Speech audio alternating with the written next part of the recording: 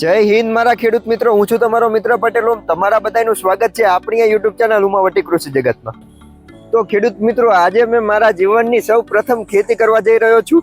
જે આમ તો બાપ દાદા ખેડૂત છે એટલે ખેડૂતનો દીકરો ખેડૂત જ હોય, પરંતુ આજે અમે અમારી કોલેજની અંદર ખેતી કરવાને શ્રી ગણેશ શરૂ કરી દીધા છે. આ કોઈ કોલેજ દ્વારા નહીં, પરંતુ મિત્રો સાથે મળીને અમે પ્રાકૃતિક ખેતી કરવા જઈ રહ્યા છીએ, જેથી બધાને થોડુંક પ્રેક્ટિકલ નોલેજ મળે અને ખેડૂત મિત્રો થોડું ઘણું આમ ફિલ્ડની અંદર ખબર પડે. તેના માટે અમારો આ એક અનુભવ છે, નાની અમથી અમારી પહેલ છે, જે ભવિષ્યમાં કદાચ મોટું એ રૂપ પણ લઈ શકે છે. તો આ બીજા ભવિષ્યના ખેડૂત મિત્રો પણ આપણી સાથે છે. હું ભણું છું કૃષિ શાળાની અંદર, પણ અત્યાર સુધી તો અમે થિયરી જ ભણતા હતા. આજે થોડાક દિવસથી અમારા બધા મિત્રોને વિચાર આવ્યો કે હવે થોડુંક કંઈ પ્રેક્ટિકલ ઉપર ધ્યાન દઈએ. એમ તો કોલેજમાં પ્રેક્ટિકલ કરાવે છે, પણ અમારી જાતે કંઈક અમારી મહેનતે અમારે કંઈક કરવું હતું. તો અમે બધા ખેડૂત મિત્રોએ કોલેજની પાસેથી પરવાનગી લઈને, તેમની તે ઓથોરિટી પાસેથી થોડીક જમીન લઈને અમે ખેતી પ્રાકૃતિક ખેતી કરવાનું વિચાર્યું છે. પ્રાકૃતિક ખેતી એટલા માટે જેનાથી કોઈ પર્યાવરણને નુકસાન થતું નથી અને લોકોની હેલ્થ પણ સારી રહે છે. તેના માટે અમે આ ટ્રેક્ટરથી અત્યારે દાંતી મારવાનું ચાલુ છે, કલ્ટિવેશન કરે છે, જેનાથી જમીન એકદમ પોચી બની જશે. તો મિત્રો, તમને બધાને એમ થતું હશે કે આ બધા ખેતી શું કામ કરે છે? તો મિત્રો, ખેતી કરવી એ અમારો કાંઈ મજબૂરી નથી, એ અમારો શોખ છે અને તેને અમે ફોલો કરીએ છીએ. આ કોલેજની અંદર અમે જાતે પરમિશન લીધી છે કે સાહેબ મિત્રોની કે અમારે ખેતી કરવાની ધગશ છે. જો સામે પણ મારા મિત્રો થોડા ઘણા કામ કરી રહ્યા છે અને આ સફરમાં કેટલી હજુ લાંબી ચાલશે, શું થશે અમને કાંઈ ખબર નથી. બસ અમે એક બી વાવવા જઈ રહ્યા છીએ, જે આગળ કેટલું વટવૃક્ષ બનશે એ ખબર નથી.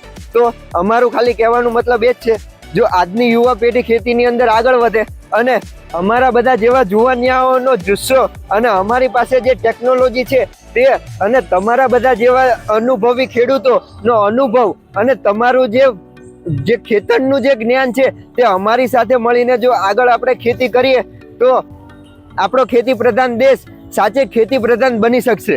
તો ખેડૂત મિત્રો, જોડાઈ રહો અમારી સાથે અને તમારા બીજા ખેડૂત મિત્રો સાથે આ વિડીયો શેર કરજો.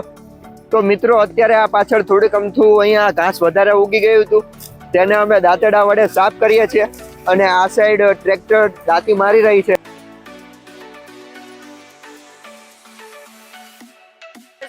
બ્રેક પાડી દીધો છે ચા પીવા માટે.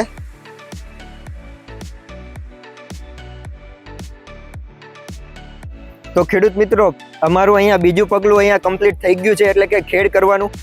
થોડીક તકલીફ પડી કારણ કે વચ્ચે વચ્ચે નારિયેળી છે, તો એના લીધે, પણ સરળતાથી આપણું આમ કામ કહેવાય કે પહેલાં જ શ્રી ગણેશ સારા થઈ ગયા છે, ખેડ થઈ ગઈ છે.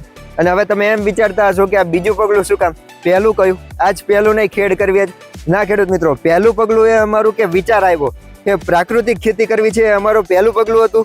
આ હવે બીજું પગલું છે. હવે જોઈએ ત્રીજા પગલાની અંદર અમે શું કરીએ છીએ. હજુ એના માટે 10 થી 15 દિવસનો ટાઈમ લાગશે. 10 દિવસ પછી અમે બીજો વિડીયો અપલોડ કરીશું, એની અંદર કહીશું કે હવે અમે શું કર્યું છે. તે માટે બીજો વિડીયો આવે એ જોવા માટે આ ચેનલને સબસ્ક્રાઇબ કરી દેજો અને બેલ આઇકનને ઓલ ઉપર સેટ કરી દેજો, જેથી તમારી અંદર નોટિફિકેશન આવી જશે કે હવે અમે આગળ શું કરવાના છીએ. તો મિત્રો, આપણે અહીંયા સેઢાપાળાનું કામ ચાલી રહ્યું છે, તેની સાફ સફાઈ ચાલી રહી છે. અને આ જો આપણે ખેડ થઈ ગયેલું આપણું ખેતર એકદમ મસ્ત લાગે છે.